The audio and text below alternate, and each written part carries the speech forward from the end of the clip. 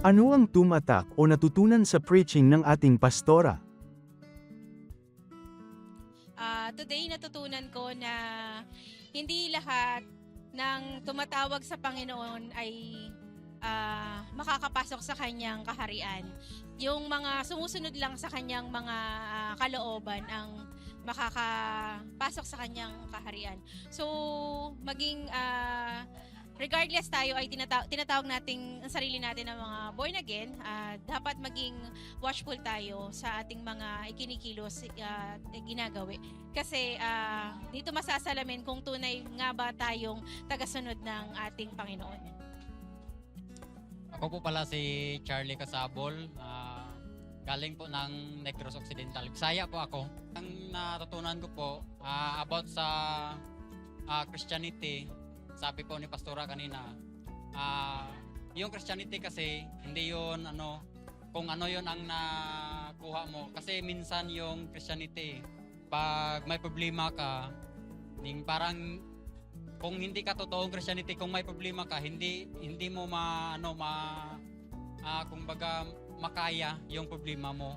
Pero pag totoo kang Christianity, totoo kang binago ng Panginoon, kahit anong problema na malalim na problema, kasi meron akong problema pero hindi ko yun tinitingnan yung problema ko, kasi sabi ko nandyan si Lord na gumagabay sa akin at hindi ako papabayaan. Hindi ako binigyan ni Lord ng problema na ganito na hindi ko kakayanin.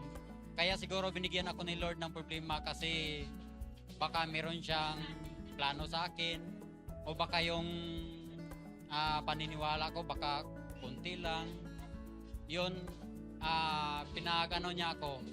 Kung baga, pina-preach na gusto pa niyang tawagin ko pa siya ng tawagin at higpitan ko pa yung pananalig ko po sa kanya. Ano o paano mo maisasagawa ang natutunan sa preaching?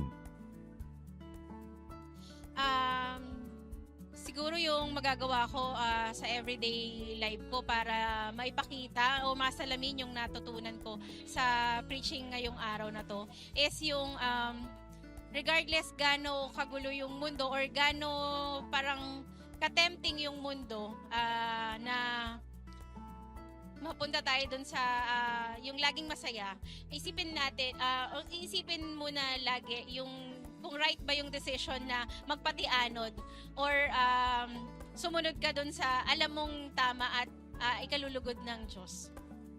Thank you. Sa akin po yung siguro hindi lang kailangan na ikaw lang yun ang maka-approach sa pulong ng Panginoon na naririnig mo. Siguro po kailangan po nga i-share mo sa iba yung natutunan mo, kasi kailangan talaga na meron kang ma-build na tao. Kasi kung ikaw ang Christian na totoo, masaya po ikaw na makapag-share ng pulong ng Panginoon. Actually po sa amin ng Christian po ako doon nag-share po ako ng pulong ng Panginoon. Kaya masaya po ako kung maka-share ako ng pulong ng Panginoon. At saka hindi lang po na okay na nakarinig na ka ng dapat nasa labas ka, kahit nasa labas ka pakita ng mga tao na Christian sa. Hindi sabi na nandito ka lang sa church, makikita ka na Christian ka, doon din sa labas makita din ang kinaugali mo, Christian ka din.